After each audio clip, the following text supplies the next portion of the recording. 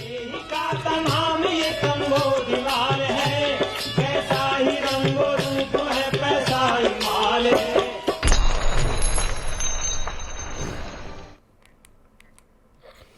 नमस्कार, मनी 9 के पसंदीदा कार्यक्रम मनी सेंट्रल में आप सभी का स्वागत है। मैं हूं विपुल सिंह।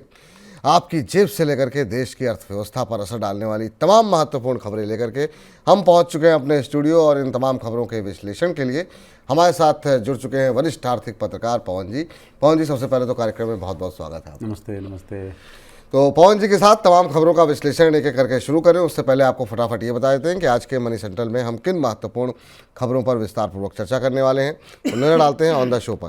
ऑन द शो पे सबसे पहले बात करेंगे मैन्युफैक्चरिंग सेक्टर में आया सुधार, क्या कुछ कह रहे हैं नंबर्स और आखिर में इन नंबर्स के क्या कुछ मायने हम निकालें।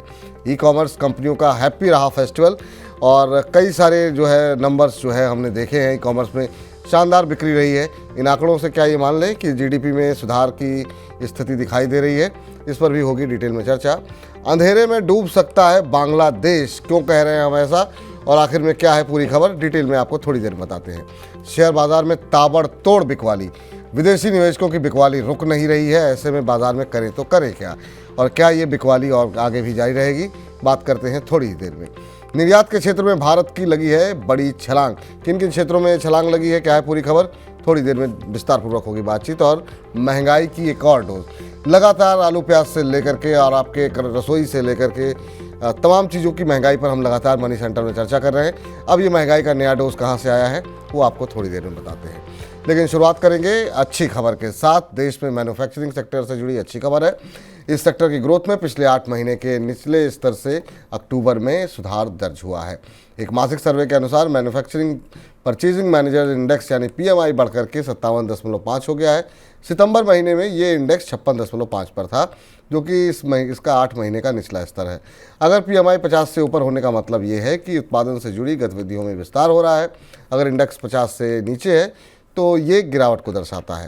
तेजी से बढ़ते नए ऑर्डर, अंतर्राष्ट्रीय बिक्री और भारत के विनिर्माण क्षेत्र के लिए मजबूत मांग जो है वो वृद्धि को दर्शाती है। ये सर्वे HSBC इंडिया ने किया है, जिसे S&P ग्लोबल ने कंपाइल किया है। रिपोर्ट के अनुसार कंपनियों को क्रिसमस और न्यू ईयर के नए एक्सपोर्ट ऑर्डर मिलने से मैन्युफैक्चरिंग सेक्टर में रौनक बढ़ी है। सर, पीएमआई इंडेक्स में उछाल देखने को मिला है, क्या ये मान के चलें कि ये उछाल टेम्परेरी है, या फिर ये मान के चलें कि इसमें कुछ स्थिरता या फिर आने वाले समय में कुछ जीडीपी में सुधार की जैसी स्थिति यहाँ पर देखने को मिल सकती है? विपुल नमस्कार। पीएमआई का जो सर्वे है और पीएमआई मैन्युफैक्चरिंग के जो इंडेक्स हैं, जनरली आप कई बार देखिएगा कि जो सरकारी आंकड़ा आता है, जो मैन्युफैक्चरिंग का हमारे पास डेटा आता है, और जो पीएमआई के पास जो पीएमआई जो डेटा कलेक्ट करती है सर्वे के आधार पे, ये बड़ा 1-to-1 डेटा कलेक्ट किया जाता है। पीएमआई के सर्वे की बात मैं कर रहा हूँ, जिसमें आप जो प्लांट है, जो फैक्ट्री है, जो मैन्युफैक्चरिंग यूनिट है, उसके परचेज मैनेजर से आप एक सेट ऑफ पेपर्स आप देते हैं सर्वे के लिए, और उसके बाद आप उसमें देखते हैं, उसका आंसर देखते हैं, और उसके बाद उसको कोलेट करते हैं डेटा, उसके आधार पर फैसला करते हैं कि पीएमआई इंडेक्स क्या है परचेजिंग मैन्युफैक्चरिंग के केस में। जी, कई बार ये डेटा बिल्कुल हूबहू जो सरकारी डेटा है उससे मेल खाता है, कई बार नहीं भी खाता है। मतलब ऐसा नहीं है कि आप हर बार आप डेटा चेक करेंगे तो दोनों मैच करेगा, लेकिन बावजूद इसके ये कहेंगे कि most of the time match करता है। तो पीएमआई इंडेक्स अगर बेहतर है मैन्युफैक्चरिंग का, तो हम ये मान करके चल सकते हैं कि इसका मतलब ये है कि शायद अपटिक है, लेकिन केवल एक मंथ के आधार पर यह फैसला नहीं लिया जा सकता। 3 इस समय विपुल जो फैक्टर्स आपको मैन्युफैक्चरिंग में थोड़ी सी खुशी दे सकते हैं, वो इस प्रकार है कि जैसे आपने देखा जो इलेक्ट्रिक व्हीकल्स हैं उसका नंबर आप देख सकते हैं, जो बाकी ऑटो के नंबर्स हैं वो देख सकते हैं। तो ये सब कुल मिलाकर आपको एक हौसला देता है कि शायद मैन्युफैक्चरिंग में चीज़ें बेहतर हो रही हैं।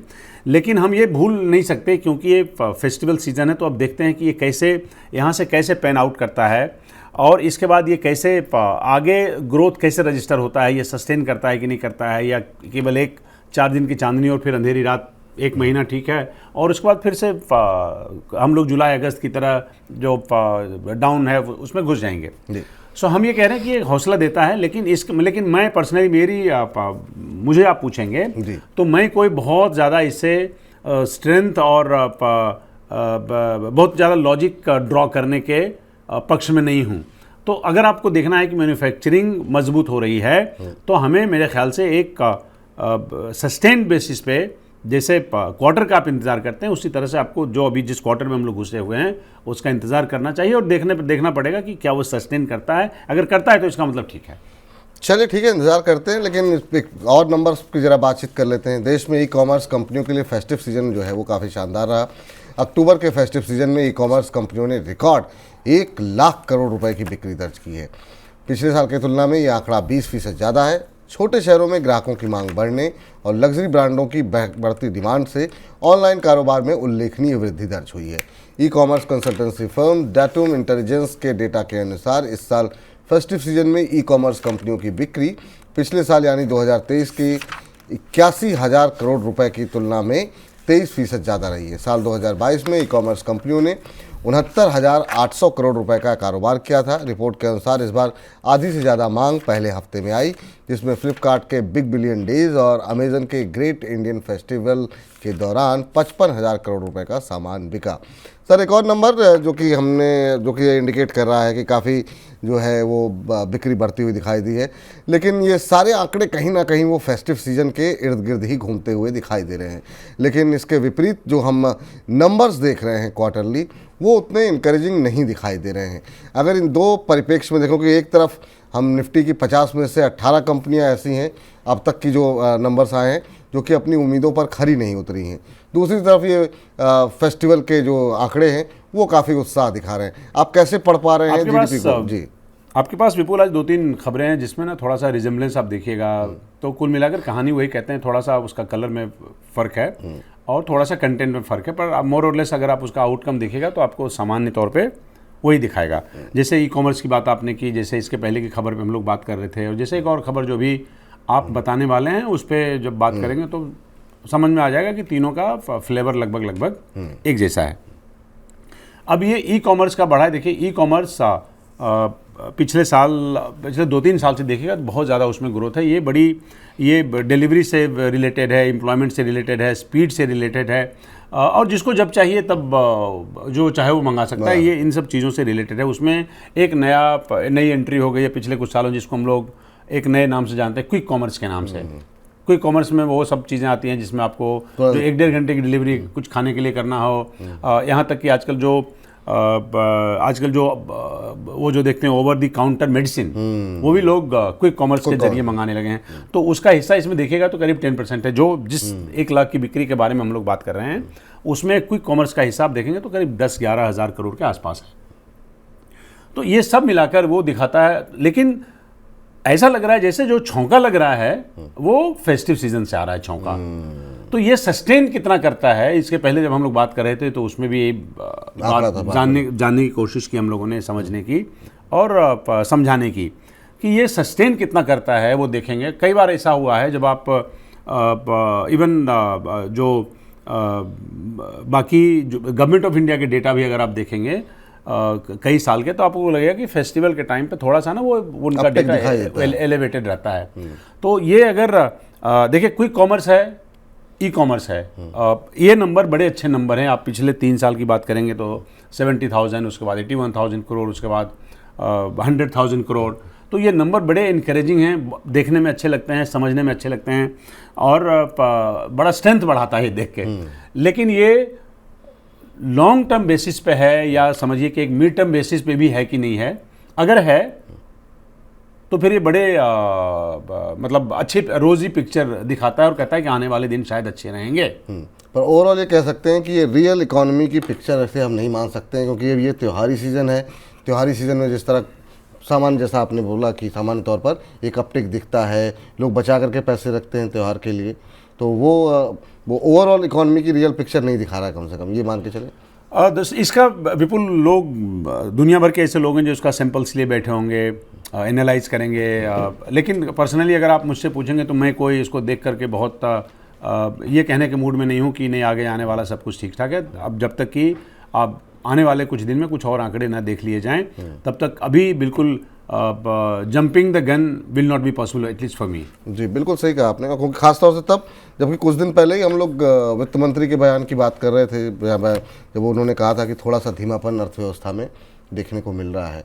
तो अब ये देखते हैं कि ये जो अभी जो अपटिक देखने को मिला है, चाहे वो ई-कॉमर्स के ज़रिए हो या फिर बाकी बिक्री के आंकड़े, वो आगे सस्टेन करते हैं। हाँ, मतलब ऑर्डर बुक वगैरह बेहतर हो रहा है कि नहीं हो रहा है, या एक महीने में जो उछाल देखा गया है वो स्टेबल रह जाता है, या फिर उसमें से डिक्लाइन है, तो फिर कोई फायदा नहीं है इस अपटिक का। चलिए, इस बीच पड़ोसी देश बांग्लादेश में बिजली संकट गहराने के अब आसार बन गए हैं। अदानी समूह ने बांग्लादेश से कहा है कि वो 7 नवंबर तक उसका बकाया पेमेंट करे। अगर पेमेंट नहीं किया तो वो बांग्लादेश को बिजली सप्लाई करना बंद कर देगा। ऐसा होने पर बांग्लादेश अंधेरे में डूब सकता है। फिलहाल अदानी पावर ने बांग्लादेश की आधी सप्लाई रोक दी है। अदानी पावर अपनी झारखंड में स्थित गोड्डा यूनिट से बांग्लादेश को बिजली सप्लाई करती है। अदानी पावर का बांग्लादेश पर $850 मिलियन यानी कि करीब 7200 करोड़ रुपए बकाया है। इस रकम को मांगने के लिए अदानी पावर ने बांग्लादेश के अंतरिम सरकार के साथ कई दौर की बातचीत की, लेकिन कोई हल नहीं निकला है। बांग्लादेश को आधी सप्लाई रोकने से अदानी पावर को अपने गोड्डा प्लांट की 800 मेगावाट की 2 यूनिट में से एक को बंद करना पड़ा है। अब यहाँ पर 2 महत्वपूर्ण सवाल हैं। पहला तो ये कि इस मामले को लेकर के क्या कोई नया डेवलपमेंट आपके सामने अभी तक कोई अपडेट आई है पवन जी? एक तो ये जानना चाहेंगे। दूसरा, अगर ये मामला क्या आपको लगता है क्या लंबा खींचेगा, या आपको लगता है कि इसका जल्द से जल्द हल निकलेगा? क्या कहाँ पे ये ऊँट करवट लेता हुआ दिखाई दे रहा है? विपुल, जो बकाया है जिसमें आप बात कर रहे हैं, 7,000 करोड़ से ज़्यादा की बात कर रहे हैं आप, तो एकदम से वो इतना बकाये का पेमेंट तुरंत हो जाएगा, अगले हफ्ते हो जाएगा, 2 हफ्ते में हो जाएगा, ऐसा नहीं है।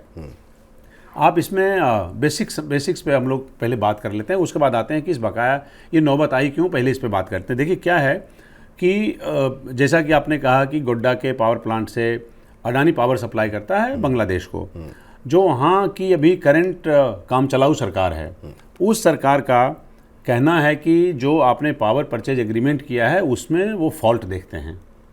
जो प्रीवियस गवर्नमेंट ने जो किया है उसमें वो फॉल्ट देखते हैं, और जो पेमेंट में देरी या एक तरह से कहें तो जीरा करके पेमेंट करना, या पेमेंट नहीं करने की भावना रखना, या बेवजह उसमें डिले करना, अड़ंगे लगाना, तो ये सब जो आप देख रहे हैं ये सारी बातें वहीं से आ रही है जहां ये समझते हैं कि जो बेसिक एग्रीमेंट आपने किया उस एग्रीमेंट में फॉल्ट है।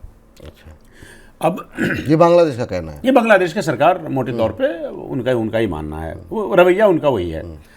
अब क्योंकि उन्होंने 800 मेगावाट पावर की सप्लाई बंद कर दी, तो अंधेरे में आप चले गए। पहले भी पेमेंट आपने किया, बांग्लादेश की सरकार ने किया लगभग $100 मिलियन के आसपास, $96 मिलियन टू बी प्रिसाइज। अब वो कह रहे हैं कि हमारे क्रेडिट लेटर ऑफ क्रेडिट का इस्तेमाल करेंगे, और वो इनिशिएट कर दिया है, और उसमें करीब $170 मिलियन की, और इनको $170 मिलियन और मिल जाएगा। तो दोनों को अगर आप मिला भी देंगे तो 260-270 मिलियन डॉलर से आसपास से ज़्यादा का पेमेंट नहीं हो रहा है। अब क्या करना है 800 मिलियन से डॉलर से ज़्यादा का, तो भी आपको लगेगा कि इसका तो 66% पेमेंट भी नहीं हो रहा है। तो ये अभी नेगोशिएशन चल रहा है। नेगोशिएशन में मैं ये तो नहीं कहूँगा कि जो पावर परचेज एग्रीमेंट के आधार पर पावर की जो कीमतें रखी गई उसमें से 19-20 हो जाएगा, अभी ऐसे कोई आसार नहीं दिख रहे हैं, पर बातचीत चल रही है। ऐसी नौबत आएगी मुझे ऐसा नहीं लगता है, लेकिन मैं ये कह रहा हूँ कि जब डिप्लोमेसी की मदद से जब 2 देशों के बीच की कंपनियां बातचीत कर रही होती है, तो उसमें काफ़ी चीज़ें आपको एकोमोडेट करना पड़ता है, जिसमें गवर्नमेंट का पक्ष एकोमोडेट करना पड़ता है, आपको अपनी वाइबिलिटी देखनी पड़ती है। फिर आपको लगता है कि साहब हमने तो वो कर लिया, आप बंद तो करके रख नहीं सकते, आप किसी से आपने एग्रीमेंट कर लिया। तो अभी बातचीत का सिलसिला उसमें चल रहा है, लेकिन इसमें अपर हैंड जो है आप कहेंगे वो अडानी का है। आप इनके हाथ में वो लीवर है कि हम आपको अब इससे ज़्यादा पावर की सप्लाई नहीं कर सकते। और बांग्लादेश को देखिए वैसे भी अभी दिक्कत है, अब उनके इंपोर्ट वगैरह से, उनके फॉरेक्स वगैरह भी देखेंगे आप, तो वैसे ही बहुत झंझट में वो हैं। और अगर ऐसा रहा तो आगे चल के उनकी स्थिति और गहराएगी। कुल मिला के मैं ये कहूँगा, तो अब आप पूछेंगे तो इसका क्या भविष्य है इस विवाद का। मुझे लगता है कि कोई किसी भी कीमत पर अडानी के साथ पावर के केस में वो ज़्यादा झगड़ा लेने के हालत में नहीं होंगे। ठीक है, तो इसलिए इस विवाद को बहुत ज़्यादा गहराई में जाके एकदम से बेलीक हो जाएगा, पटरी से उतर जाएगा, ऐसे चांस मुझे कम लगते हैं। अच्छा, एक बात मुझे नहीं पता कि आपको जानकारी है या फिर देखना पड़ेगा इसको, बांग्लादेश की कितनी निर्भरता है अदानी के ऊपर अब पावर के मामले में? अगर कल को अदानी अगर पावर सप्लाई बंद कर देता है तो बांग्लादेश की जो पावर सप्लाई है क्या वो कितनी बाधित होगी, इसके बारे में कुछ कहीं से कुछ आंकड़े या कुछ बातें निकल के आई? अच्छा होता विपुल कि मैं ये आपको बता पाता, थोड़ा देखना मतलब ये पड़ेगा। मान के चले कि हाँ, लेकिन लेकिन कहीं ना लेकिन कहीं लेकिन लेकिन है, मेजर है। मतलब ऐसा नहीं है कि ये कर देगा और वो इसको इग्नोर कर सकेंगे, ऐसा नहीं है। ऐसा नहीं, ठीक है। इस बीच घरेलू शेयर बाजार में विदेशी संस्थागत निवेशकों यानी कि एफआईज की बिकवाली थमने का नाम नहीं ले रही है। अक्टूबर महीने में एफआईज ने 94,000 करोड़ रुपए से ज़्यादा की बिकवाली की है। शेयर बाजार के इतिहास में ये विदेशी निवेशकों की किसी एक महीने में सबसे बड़ी बिकवाली है। एफआईज की ताबड़तोड़ बिकवाली नवंबर महीने के पहले ट्रेडिंग डे में भी देखने को मिली। बिकवाली के दबाव में बीएसई का इंडेक्स सोमवार को 900 अंक से ज़्यादा लुढ़क गया। दूसरी ओर एफआईज अब आईपीओ और क्यूआईपी में बड़ा दांव लगा रहे हैं। अक्टूबर में एफआईज ने आईपीओ और क्यूआईपी में लगातार रिकॉर्ड जो है वो 2.36 अरब डॉलर निवेश किए हैं, जो पिछले 3 साल का रिकॉर्ड स्तर है। सर, लेकिन जिस तरह की बिकवाली देखने को मिली है, समझ में नहीं आ रहा कि आखिर में ये रुकेगी कहाँ। निफ्टी के जितने भी सपोर्ट हैं, जो हमारे टेक्निकल एनालिस्ट आते हैं आकर के बताने के लिए, वो सारे टूटते हुए दिखाई दे रहे हैं। हर रोज़ बाज़ार जो है एक नया निचला स्तर छूता हुआ दिखाई दे रहा है। एक तरफ हम नया कहाँ हर रोज़ नए हाई बनते देख रहे थे, और अब बाज़ार 3 महीने का निचला स्तर भी आज निफ्टी ने तोड़ दिया। ये सेंटिमेंट इतना ख़राब कैसे हो गया, और क्या वाकई में अर्थव्यवस्था को लेकर कुछ एक कंसर्न है क्या कहीं अंदर खाने में, जिसको एफआईज हमसे बेहतर पढ़ पा रहे हैं? विपुल, एक काम करते हैं, पहले ना हम लोग आज की बात करते हैं कि आज मार्केट में ऐसा क्यों हुआ जब 1300 पॉइंट 1400 पॉइंट बिल्कुल 1400 पॉइंट मार्केट टूटा। देखिए क्या है कि 2 दिन बाद यूएस में इलेक्शंस हैं। सबसे पहले तो हमें ये देखना पड़ेगा कि उसका प्रभाव था क्या आज मार्केट में। तो आप कहें उसके यूएस में इलेक्शन और उसके रिजल्ट को लेकर के, क्योंकि कोई नहीं प्रेडिक्ट कर पा रहा है, लिहाजा मार्केट को भी अंदाज़ा नहीं मिल रहा है। वो टटोलने ढूंढने की कोशिश कर रहे हैं कि कहीं से कोई क्लैरिटी मिल जाए कि कौन चुनाव में जीत रहा है। तो एक स्टेबिलिटी आएगी ट्रेंड्स में, प्रेडिक्शन में, फोरकास्ट में, और ओवरऑल पॉलिसी अप्रोच में। तो जो नर्वसनेस दिखा है आपको इलेक्शन के रिजल्ट से पहले, सबसे पहले तो उसका असर रहा आज बहुत बहुत बेतरह, बिल्कुल बहुत ज़्यादा। उसके बाद जो आप देख रहे हैं कि हमने जैसा कहा कि पोटेंशियल इम्पैक्ट जो है उसका क्या इम्प्लीकेशंस होगा वो नाप नहीं पा रहे हैं। तो कुल मिलाकर उसका असर रहा। जो फेड रेट कट अभी से 2 दिन बाद होने हैं, तो वो सबको लेकर के कि उसके देखिए क्या है कि अभी फेड रेट कट से ऐसा कोई बहुत ऐसी कोई बड़ी संभावनाएं वहाँ नहीं ऊपर आ रही हैं। ऐसा भी नहीं है कि मार्केट ने उसको पहले रीड नहीं किया है, मार्केट ने उसको पहले से डिस्काउंट किया हुआ है। अभी से 1 महीना पहले जब पिछला रेट कट हुआ था, तब ये पता था कि साहब दिसंबर तक शायद 2 और रेट कट हो सकते हैं। तो उसकी वजह से मार्केट बहुत ज़्यादा गिरा हुआ है नहीं, लेकिन एक वो भी रीज़न है बिल्कुल, तो उसमें भी अनिश्चितता का है, में एक लिपटा हुआ है। जो एक और सबसे बड़ा रीज़न है वो है कि अब तो Q2 की जो अर्निंग्स हैं वो बड़ी ख़राब रही कई कंपनियों की, खासकर एफएमसीजी का थोड़ी देर बाद आप उसके बारे में बताएंगे। जो एफएमसीजी के ख़राब हैं तो बाकी और बजाज ऑटो के खराब रहे, बहुत सारे सेक्टर जो है। अब ऑटो में ख़राब रहे। ऑटो ख़राब है तो आपको पता ही है कि ऑटो से इम्पैक्ट कितना है, रबर इंडस्ट्री कैसे इम्पैक्ट होगी, पेंट इंडस्ट्री कैसे इम्पैक्ट होगी, एमएसएमई के जो ऑटो इनिशियली सप्लाई करते हैं वो कैसे इम्पैक्ट होंगे। तो कुल मिलाकर उसका भी बड़ा भारी असर मार्केट में रहा। और अभी तक जो असर हो रहा था वो छोटे छोटे टुकड़ों में हो रहा था। आज जो है बड़ा एक भारी डिप आया है।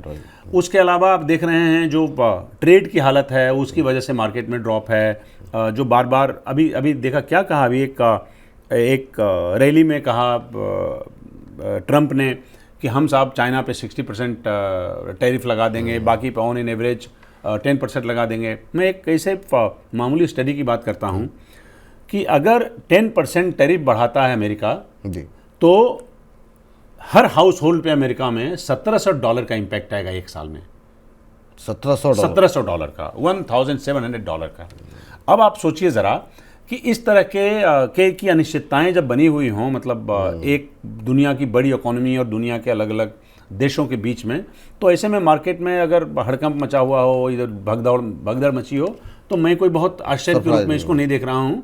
आज का जो ड्रॉप है वो ज़्यादा है, बट आप देखेंगे तो धीरे धीरे आहिस्ता गिर ही रहा है लगातार, निश्चित रूप से। और फिर एक में वो भी है, ओवर वैल्यूएशन है। फिर उसके बाद ऑल्टरनेटिव इमर्जिंग मार्केट में जो डेस्टिनेशंस हैं, पैसे वहाँ जा रहे हैं। सो मिक्स ऑफ एवरीथिंग है।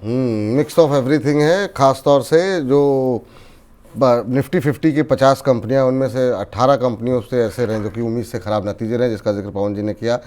दूसरा, अमेरिका का चुनाव निश्चित रूप से बहुत बड़ा ट्रिगर है और बहुत सारे नेगेटिव पॉइंट्स तो हैं, लेकिन सबसे बड़ी बात यह है कि बाजार को आगे बढ़ने के लिए कोई पॉजिटिव ट्रिगर नहीं है, तो वो भी एक बार बड़ा कारण बन जाता है बिकवाली के बिल्कुल। लिए। एक और रीज़न ये भी था कि जो ओपेक ने कहा कि हम प्रोडक्शन हाँ, आउटपुट बढ़ाएंगे, उसको 1 महीने के लिए डिले कर देंगे, कर दिया गया। तो शायद वो जो ऑयल प्राइस बढ़ने का डर और उसका जो उसने OMCs implications को है ना, तोड़ दिया, उसकी वजह से भी मार्केट उसका भी एक बड़ा कंसर्न रहा और उसकी वजह से तेल मार्केटिंग कंपनियों में बहुत मार्केट में तो मतलब कुछ भी अच्छा नहीं था। नेगेटिव खबरें 3-4 खबरों ने पहले से सेंटिमेंट खराब, और जब सेंटिमेंट खराब होता है तो कोई भी छोटी बड़ी खबर जो है वो बड़ी बन जाती है। तो ये तमाम वो कारण है इसकी वजह से बाजार में दबाव रहा। लेकिन हाँ, आपके मन में कोई बाजार को लेकर के आशंका है तो आप हर रोज़ दोपहर 1 बजे हमारे साथ जुड़ जाइए। आपके क्या स्टॉप लॉसेस होने चाहिए, क्या ट्रिगर होगा, क्या टारगेट होने चाहिए, अभी बाजार यहाँ से कहाँ जाएगा, इन तमाम चीज़ों को जानने के लिए बहुत सारे एक्सपर्ट हमारे साथ जुड़ते हैं दोपहर 1 बजे। तो आप भी हमारे साथ जुड़िए और अपने प्रश्न पूछिए। तो हेलो मनी 9 देखना मत भूलिए। इस बीच पिछले 5 साल में एक्सपोर्ट के मोर्चे पर भारत एक बड़े खिलाड़ी के रूप में उभरा है। भारत ने 2018 से 2023 के दौरान पेट्रोलियम, रत्न, कृषि रसायन और चीनी के वैश्विक व्यापार में अपनी हिस्सेदारी तेज़ी से बढ़ाई है। इसके अलावा इलेक्ट्रिकल सामान, न्यूमेटिक टायर, नल व वॉल्व और सेमीकंडक्टर उपकरणों के निर्यात में भी भारत की हिस्सेदारी बढ़ी है। 2023 में पेट्रोलियम निर्यात बढ़कर के 84.96 अरब डॉलर रहा। वैश्विक व्यापार में भारत की बाजार हिस्सेदारी 2018 के 6.45% से बढ़कर के 2023 में 12.59% हो गई है। इस श्रेणी में भारत 5वें स्थान से बढ़कर के दूसरा सबसे बड़ा निर्यातक बन गया है। चीनी निर्यात 2018 के 93 करोड़ डॉलर से बढ़कर के 2023 में 3.7 अरब डॉलर पहुंच गई है। सर, एक्सपोर्ट में कई सारे नंबर्स ऐसे हैं जो कि इनकरेजिंग हैं, पहले से बढ़े हुए हैं, लेकिन क्या ये नंबर क्या इतने बढ़े हुए हैं कि हम अपने आप को ये मान लें कि हम निर्यात के क्षेत्र में बहुत तेज़ी से प्रगति कर रहे हैं?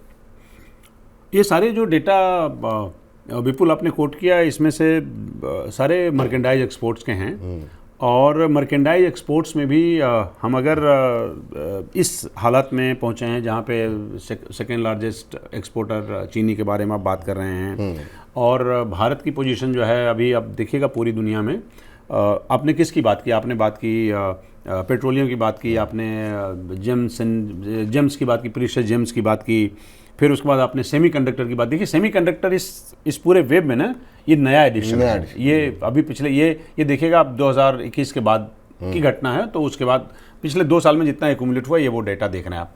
भारत इसमें से जो निर्यातक है उसमें से पहुंचा है 19वें पोजीशन से 17वें पोजीशन पे। पूरी दुनिया के ग्लोबल ट्रेड जितना हो रहा है उसका आप देखिएगा तो उसमें भारत 19वें स्थान से 17वें स्थान पर पहुंचा है। 2014 में भारत का ग्लोबल एक्सपोर्ट्स में जो हिस्सेदारी थी, जो भागीदारी थी, वो 1.70 के आसपास थी, 1.70%। अब वो 2023 में वो पहुंच गया 1.82%। 1.70% से 1.82% भी पहुंचना मतलब एक ठीक ठाक जंप है। तो ये आराम ये देख रहे हैं, ये 10 साल का डेटा है, लगभग 10 साल का डेटा है, नहीं कोई छोटा मोटा जंप नहीं। मैं ये कह रहा हूँ कि जब ये देखिए अभी क्या हो रहा है, हमारी चिंता का विषय क्या? हमारी चिंता का विषय है कि ट्रेड डेफिसिट है, हमारी चिंता का विषय है कि जो हाई वॉल्यूम है वो हमारे यहाँ से कम है, जो हाई वैल्यू है वो हमारे यहाँ ज़्यादा इंपोर्ट हो रहा है, वो चिंता का विषय है। ऐसे में इवन हाई वॉल्यूम और लो वैल्यू एक्सपोर्ट्स भी अगर हम बढ़ाने पे में कामयाब रहते हैं और हम एक लैडर में 19वें से 17वें पोजीशन पे आ रहे हैं, तो मेरे ख्याल से ये 2023 का डेटा है, तो आगे आने वाले साल में अगर ये फोकस है कि इस बार हमारा 825 बिलियन डॉलर का हमारा एक्सपोर्ट हमारा ट्रेड का टारगेट है, तो 825 बिलियन आप देखिएगा कि उसमें कितना बड़ा रोल रहता है इन सब आर्टिकल्स का जो आपने बात की। मेरे ख्याल से जिस हम लोग जोर दे रहे हैं इस बात पर, और जो आप देख रहे हैं कि FTAs पे रिव्यू चल रहा है और ये इस बात पे जोर है कि कैसे ट्रेड डेफिसिट घटाया जाए, तो मुझे लगता है कि अब आने वाले टाइम में एक्सपोर्ट्स के सिनेरियो इस देश में बेहतर होगा, बिकॉज पॉलिसी में जो ट्रैकिंग है सरकार करना चाहती है ताकि हमारा जो एक्सपोर्ट में भागीदारी हमारी और बेहतर हो सके। तो मुझे लगता है कि उस दिशा में ये सरकार के लिए अच्छी खबर है, हम लोगों से ज़्यादा। ठीक। इस बीच शहरी क्षेत्रों में खपत प्रभावित होने, ऊंची उत्पादन लागत और खाद्य महंगाई की वजह से सितंबर तिमाही में एफएमसीजी कंपनियों के मार्जिन में गिरावट आई। एफएमसीजी कंपनियों में इस्तेमाल होने वाले पाम ऑयल, कॉफ़ी और कोको के दाम बढ़ गए हैं। ऐसे में अब कुछ एफएमसीजी कंपनियों ने कीमतें बढ़ाने के संकेत दिए हैं। Hindustan Unilever, Godrej consumer products, Marico, ITC और टाटा कंज्यूमर प्रोडक्ट्स ने शहरी खपत में कमी पर चिंता जताई है। एफएमसीजी क्षेत्र की कुल बिक्री में शहरी खपत की हिस्सेदारी 65 से 68% रहती है। खास बात यह है कि ग्रामीण बाजार, जो कि पहले पीछे थे, शहरी बाजारों की तुलना में अपनी वृद्धि की रफ्तार को कायम रखने में कामयाब रहे हैं। खाद्य महंगाई दर बहुत अधिक है और इसका प्रभाव भी बहुत ज़्यादा है। सर, जिसका जिक्र अभी आप कर रहे थे थोड़ी देर पहले, वो भी अब एफएमसीजी शेयरों को लेकर के अब यहाँ पर जो है अब एक और महंगाई जो है, पहले से जितनी महंगाई से लोग परेशान हैं, अब जो हम एफएमसीजी प्रोडक्ट्स के दाम भी और बढ़ते हुए देखेंगे। वो तो सभी ने कहा, HUL ने कहा है, आप गोदरेज, आईटीसी सबके स्टेटमेंट देखिए, किसी ने साफ साफ बात कही है, किसी ने उसको घुमा घुमा के कहा है। आप देखिएगा, अब जैसे आपने किसका नाम लिया, आपने पाम ऑयल का नाम लिया। देखिए, पाम ऑयल का इस्तेमाल ना कई तरह के और केमिकल बनाने में भी इस्तेमाल किया जा सकता है। मान लीजिए मच्छर मारने या कोई दूसरी तरह की दवा जो होती है, उसमें कई जगह पाम ऑयल का इस्तेमाल। तो पाम ऑयल जब महंगा हुआ है, अच्छा, ऊपर से दूसरी अभी जो हम लोगों ने ड्यूटी अभी लगाई है एडिबल ऑयल पे, उसका भी इम्पैक्ट आपको आगे वाले देखने टाइम में मिलेगा। इसके साथ ही एफएमसीजी के प्रोडक्ट्स नहीं महंगे होंगे। क्यों नहीं महंगे होंगे, आप मुझे वजह बताइए। आप देख रहे हैं, आपने नेस्ले का रिजल्ट देखा, आपने HUL का रिजल्ट देखा, और ग्रामीण इलाकों को अगर छोड़ देंगे, ग्रामीण इलाकों में थोड़ा सा बेहतर स्थिति है। जो शहरी इलाके हैं वहाँ पे ऑलरेडी उन पर उनके सेल्स पे प्रेशर है। ऐसे में जहाँ भी उनको लगता है कि जहाँ पे इनपुट कॉस्ट बढ़ गया है, जिसमें पाम ऑयल का एग्जांपल आप देते हैं, जो दूसरी और चीज़ें हैं, कॉफ़ी, कोकोआ, तो उस सब जगह पे कैसे उसको वो मिनिमाइज़ कैसे करेंगे, उन्होंने बोला है, दो तीन कंपनियों ने कहा है कि उसमें हम जब थोड़ी सी बढ़ोतरी करेंगे तब जाके हमारा थोड़ा मार्जिन बेहतर होगा। तो आप उसके लिए तैयार रहिए। हम ये नहीं कह रहे हैं कि फ़र्ज़ करिए 100 रुपये का लीटर का एडिबल ऑयल का तेल वो 110 का हो जाएगा, ऐसा नहीं हो सकता है। लेकिन 102 का हो सकता है, 101 का हो सकता है, और 101-2 का नहीं होता है, ज़्यादा का होता है। आपको भी पता है जब बढ़ता है तो उस सूरत में आप एफएमसीजी के जो प्रोडक्ट्स हैं आने वाले टाइम में, चाहे आप HUL बता लीजिए, आईटीसी है, गोदरेज है, सबके, और सब जब दाम बढ़ेंगे तो उसके बड़े रिपल इफेक्ट होते हैं। एक कंपनी बढ़ाएगी तो बाकी सारी कंपनियां भी उसको फॉलो करती हैं। तो हायर इनपुट कॉस्ट है, जो फूड के प्रोडक्ट्स हैं उसके जो उसके डेरिवेटिव्स हैं, उसके प्राइसेस एलिवेटेड हैं, तो नेचुरली इसका असर आप एफएमसीजी प्रोडक्ट्स में देखेंगे और ज़्यादा वक्त नहीं लगेगा। उन्होंने अभी अर्निंग देखा है, अर्निंग के बाद उन्होंने कहा है कि हम इसको रिवाइज करेंगे। तो रिवाइज करेंगे, अगर इसी क्वार्टर में रिवाइज हो गया तो उनका रिजल्ट भी बेहतर हो जाएगा अगले क्वार्टर आते आते। लेकिन इसमें एक दूसरा पक्ष भी है। दूसरा पक्ष ये है कि अगर वो कीमतें बढ़ाएंगे, और पहले ही आप कह रहे हैं कि शहरी क्षेत्रों में डिमांड घट रही है, तो इतने महंगे प्रोडक्ट क्या और डिमांड घटती हुई नहीं दिखाई देगी? ये भी एक कंसर्न। देखिए, हम लोग उस दिन क्या बात करते हैं, हम लोग उस दिन ये बात कर रहे थे कि क्या अभी जो संकेत हैं वो ये दिखा रहे हैं कि क्या स्लो डाउन जो है, वो स्लो डाउन तब तक नहीं कहेंगे जब एक पर्टिकुलर सेक्टर को इम्पैक्ट कर रहा है, तो वो स्लो डाउन कहलाने के लायक नहीं है। आप लेकिन जब वो स्प्रेड होके जब अलग अलग सेक्टर में जाता है और सारे सेक्टर्स को प्रभावित करता है, और ख़ासकर वो लोग, तब आपको तुरंत पता चलता है जब जो डिस्पोजेबल इनकम में जो चीज़ें ज़रूरी नहीं हैं, जैसे मान लीजिए कि कार ज़रूरी नहीं है, तो कार को अगर वो टाल भी देते हैं तो कोई उनको फ़र्क नहीं पड़ता। जो ज़रूरी चीज़ें हैं उसको खरीद रहे हैं, जो गैर ज़रूरी चीज़ें हैं उनकी लाइफ में उसको अगर नहीं करते, तो स्लो डाउन का सबसे ज़्यादा असर उसी पर पड़ता है। तो फिर भी मैं ये कहूँगा कि एक क्वार्टर देखा आपने, अर्निंग्स डाउन है। इस क्वार्टर में आप देखिए, हमने आपसे एक काल्पनिक स्थिति कही कि इसी क्वार्टर में दाम बढ़ेगा, जिसका असर आपको उनके रिजल्ट पे नेक्स्ट क्वार्टर में दिखेगा। ये नहीं भी हो सकता है, लेकिन हमारा जो पास्ट एग्जाम्पल है वो इस तरफ इशारा करता है कि हो सकता है इंतजार भी करें, लेकिन कुल मिलाकर है कि अभी एक बैलेंस करना पड़ेगा। दाम बढ़ाएं कि स्लो डाउन रखें, घाटा सहा जाए या कम मार्जिन रखा जाए, तो उसको कैसे बैलेंस किया जाए, इस पर अभी इनका पूरा ध्यान रहेगा। तो मुश्किल है इस समय जो है कंपनियों के लिए काफ़ी ज़्यादा, क्योंकि एक तरफ जो है हम देख रहे हैं डिमांड घटती हुई है, दूसरी तरफ लगातार इनपुट कॉस्ट बढ़ती हुई दिखाई दे रही है।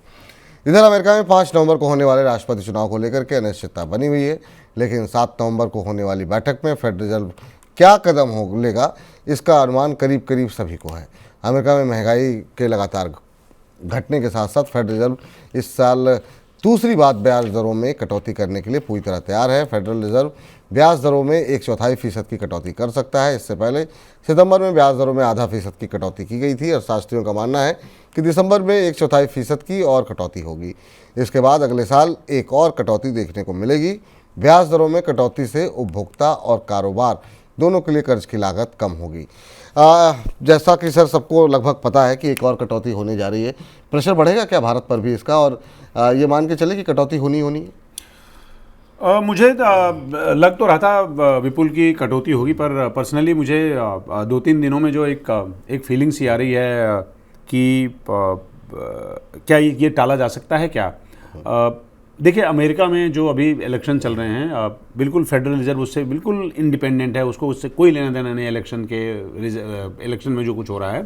बट बावजूद इसके बहुत इंपॉर्टेंट इलेक्शन है। हम इसमें से ये मिला देते हैं कि अमेरिका में फेड रिजर्व रेट कट कर देती है, तो उसका इम्पैक्ट आपको यहाँ दिखेगा। लेकिन हम ये कहेंगे कि अभी जो हालात हमारे अपने हैं उसमें से आरबीआई उसको फॉलो करे, इस बात के आसार मुझे कम दिखते हैं। औरों को शायद दिखता होगा, पर उससे ज़्यादा इम्पॉर्टेंट अभी ये होगा देखना कि अमेरिका में इलेक्शन के रिजल्ट कल परसों में कैसे रहते हैं। वो ज़्यादा बड़ा हवा बन के सब जगह दिखाई देगा। इंटरनेशनल ट्रेड पे दिखाई देगा, आपके ओवरऑल इकोनॉमी पे दिखाई देगा, आपके जो एक्सपोर्टर्स हैं उस पर दिखाई देगा, वो सब जगह दिखेगा अभी। खासकर जिस तरह के वादे किए जा रहे, मान लीजिए मैं ये मान के चलता हूँ कि कमला हैरिस चुनाव जीत जाती हैं, तो उसमें भी कोई बड़ी आमूलचूल परिवर्तन हो जाएगा। चाइना के प्रति अप्रोच बड़ा अच्छा हो जाएगा उनका, या यूरोप के प्रति अप्रोच बहुत अच्छा हो जाएगा, या हिंदुस्तान के प्रति बहुत अप्रोच ऐसा हो जाएगा। कम से कम मतलब एक इकोनॉमिक जर्नलिस्ट के रूप में मेरे पास ऐसा समझने की खास वजह नहीं है। ठीक, तो इसलिए दोनों फेड रेट कट का भी इम्पैक्ट अगर आप देखिएगा तो अभी बहुत माइल्ड इम्पैक्ट होगा हिंदुस्तान पे। और जो दूसरा जो इलेक्शन के रिजल्ट हैं उसको देखना भी कि कैसे, उसके बाद जो पॉलिसी कैसे रोल आउट होती है वो देखना ज़्यादा इंटरेस्टिंग होगा। आप अमेरिकी मीडिया को बहुत क्लोजली ट्रैक करते हैं, फॉलो करते हैं, क्या लग रहा है आपके हिसाब से, क्या बटा हुआ है पूरा वर्डिक्ट? नहीं, देखिए, मुझे बिल्कुल समझ में नहीं आ रहा है।